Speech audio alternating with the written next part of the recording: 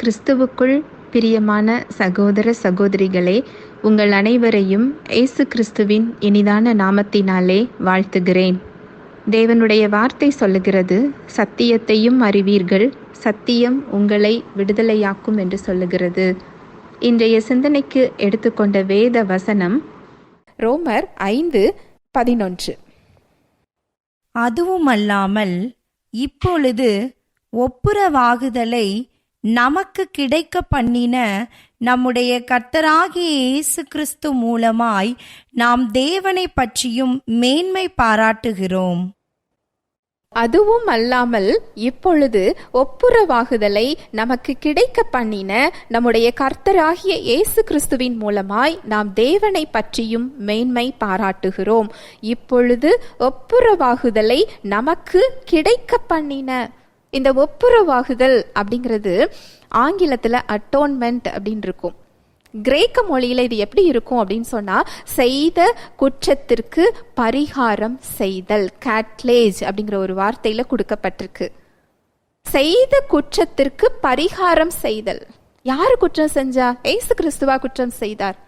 பாவம் அறியாத அவர் நமக்காக பாவமாக்கப்பட்டார். அவர் குற்றம் செய்யல.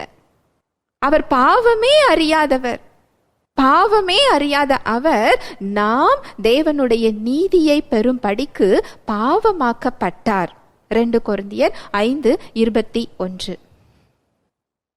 நாம் அவருக்குள் தேவனுடைய நீதியாகும் படிக்கு பாவம் அறியாத அவரை நமக்காக பாவமாக்கினார். எப்படி ஆதாம் அந்த பாவ இயல்பின் மூலமாக தேவனிடமிருந்து ஒரு பிரிந்த நிலைமைக்கு சென்றாரோ, மரித்த நிலைமைக்கு சென்றாரோ, அதிலிருந்து நாம் தேவ இயல்பை பெறும்படிக்கு பாவம் அறியாத இயேசு கிறிஸ்து நமக்காக பாவமாக்கப்பட்டாராம். எப்படி பாவமாக்கப்பட்டார்? நமக்கு பதில், நம் சார்பில், நாம நிற்க வேண்டிய இடத்தில் அவர் நின்று கொண்டு அந்த தண்டனையை ஏற்றுக்கொண்டார். அதுதான் செய்த குற்றத்திற்கு பரிகாரம் செய்தல். அவர் அங்கு சிலுவையில தொங்குனது அவர் செஞ்ச செயலுக்காக இல்ல. அவர் பாவம் அறியாதவர். அவர் மாம்சத்தில் வெளிப்பட்ட தேவன்.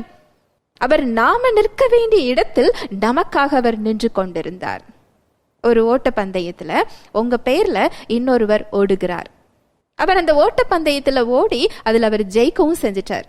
இப்பொழுது அந்த ஜெயித்த பெயர் லிஸ்ட்ல அந்த பரிசு யார் பெயர்ல அங்க காத்துக்கிட்டு இருக்கும்?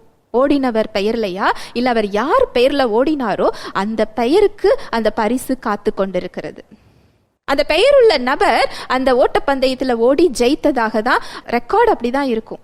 அது போல இயேசு கிறிஸ்து சிலுவையில அடிபட்டது, அவமானப்பட்டது, காயப்பட்டது, நொறுக்கப்பட்டது எல்லாமே நம் பெயரில், நம் சார்பில், நமக்காக அந்த தண்டனையை அவர் ஏற்றுக்கொண்டார்.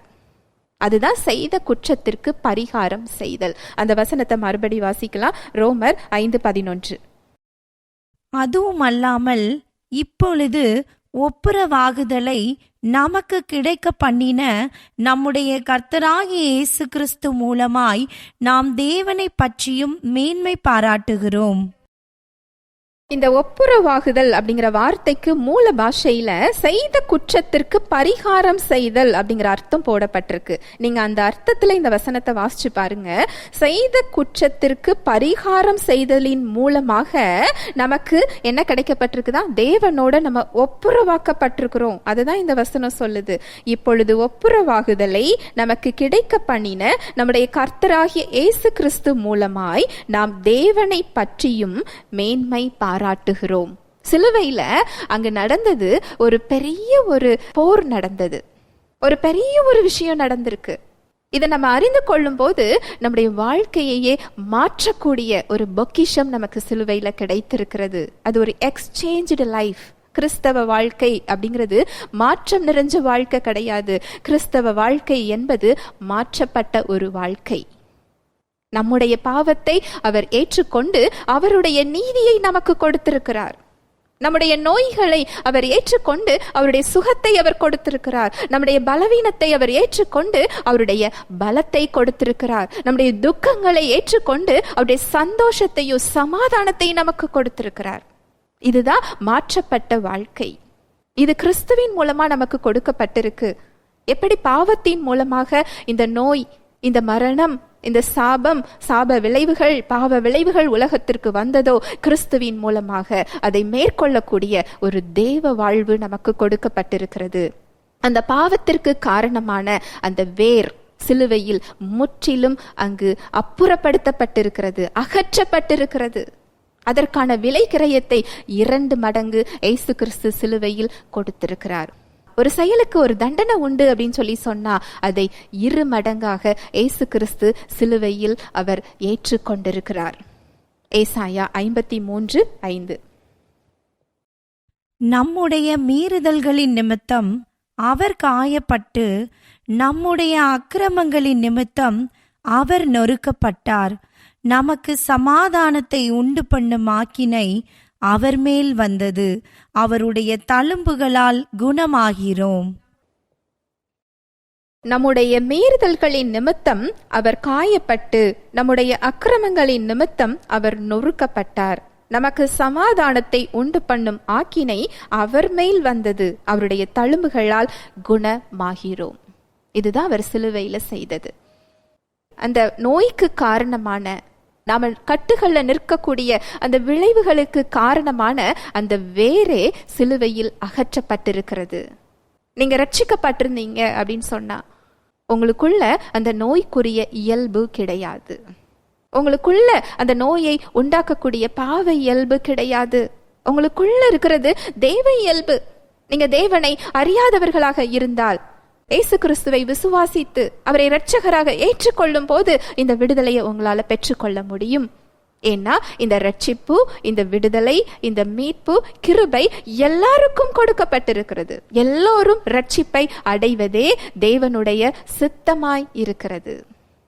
அதற்காக தான் அவர் இத்தனை பாடுகளையும் அவர் பட்டிருக்கிறார். ஒருவர் கூட கெட்டு போவது தேவனுடைய சித்தம் இல்லை. நீங்க நோயோடு இருப்பது தேவனுடைய விருப்பம் இல்லை.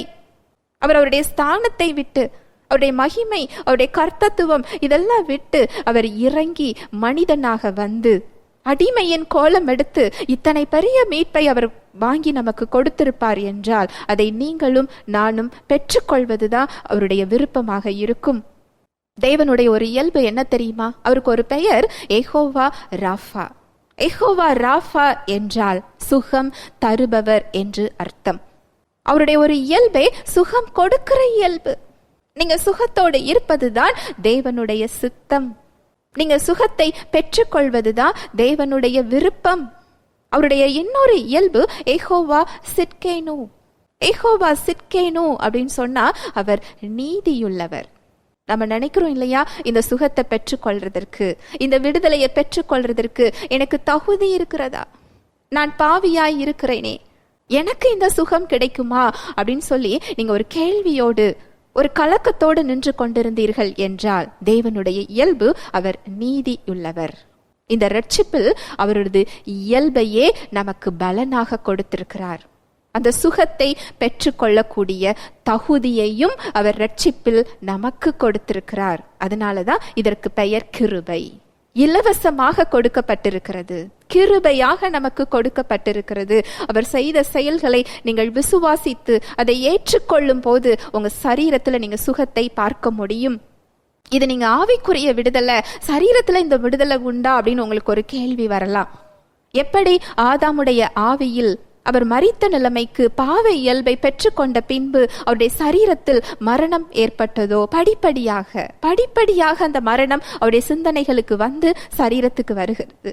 அதுபோல ஆவியில நீங்க ரட்சிப்பை பெற்றுக்கொண்டிருந்தீங்கன்னு சொன்னா, நீங்க ரட்சிக்கப்பட்டிருந்தீங்க அப்படின்னு சொன்னா உங்க ஆவியில பாவ இயல்பு கிடையாது. 2 கொரிந்தியர் 5:17 சொல்லப்பட்டிருக்கு, ஒருவன் கிறிஸ்துவுக்குள் இருந்தால் அவன் புதிய சிருஷ்டியாய் இருக்கிறான், பழையவைகள் எல்லாம் ஒழிந்து போயின, எல்லாம் புதிதாயின. அந்த புதிய சிருஷ்டியில நீங்க தேவ இயல்பை பெற்றிருக்கிறீங்க, தேவ வாழ்வை பெற்றிருக்கிறீங்க, தேவ நீதியை பெற்றிருக்கிறீங்க, தேவ சுகத்தை நீங்க பெற்றிருக்கிறீங்க. இதை நீங்க அறிந்து கொண்டு உங்க சிந்தனைகளுக்கு கொடுக்கும் பொழுது, அதை நீங்கள் விசுவாசிக்கும் பொழுது, அந்த சுகம், அந்த ஆவிக்குரிய சுகம் உங்க சரீரத்துல நீங்க பார்க்கும் பலனாக மாறும். இந்த இடத்துல நீங்க செய்ய வேண்டியது அவருடைய சத்தியத்தை நீங்க அறிந்து கொள்றது. தேவனுடைய விருப்பம் என்ன? இந்த நோய் எனக்கு தேவனிடத்திலிருந்து வருவதில்லை. திருடன் திருடவும் கொல்லவும் அழிக்கவும் வருகிறானே அன்றி வேறொன்றுக்கும் வரான். நானோ அவைகளுக்கு ஜீவன் உண்டாயிருக்கவும் அது பரிபூர்ணப்படவும் வந்தேன் என்று யோவான் 10:10 சொல்லப்பட்டிருக்கிறது. இதை மேற்கொள்ளக்கூடிய ஒரு வாழ்வை சிலுவையில் ஆண்டவராகிய இயேசு கிறிஸ்து எனக்கு கொடுத்திருக்கிறார். இதுல நான் சுகம் பெறுவதே தேவனுடைய சித்தமாய் இருக்கிறது. இதை மேற்கொள்ளக்கூடிய அந்த இயல்பு எனக்கு கொடுக்கப்பட்டிருக்கிறது என்பதை நீங்கள் அறிந்து கொண்டு விசுவாசிக்கும் பொழுது அந்த ரட்சிப்பில் உள்ள சுகம் உங்க சரீரத்துல அது பலனாக மாறும். எந்த நோயாக இருந்தாலும், ஒரு சின்ன தலைவலியில இருந்து டாக்டரால குணப்படுத்த முடியாத, மருந்தே கண்டுபிடிக்க முடியாத எவ்வளோ பெரிய நோயாக இருந்தாலும், மரணப்படுக்கையில் இருந்தாலும் அதை மாற்றக்கூடிய வல்லமை அந்த தேவ சுகத்தில் இருக்கிறது. ஹல்லேலூயா, பிரைஸ் தி லார்ட். பரிசுத்த ஆவியானவர் தாமே இந்த வார்த்தைகளின் மூலமாக நம் அனைவரோடும் கூட இடைப்பட்டார் என்பதை விசுவாசிக்கிறேன். தேவனுடைய வார்த்தையின்படி செயல்படுவதற்கு இன்று நாம் தீர்மானம் எடுப்போம். தேவனுடைய கிருபையும் சமாதானமும் நம் அனைவரோடும் கூட இருப்பதாக. ஆமென்.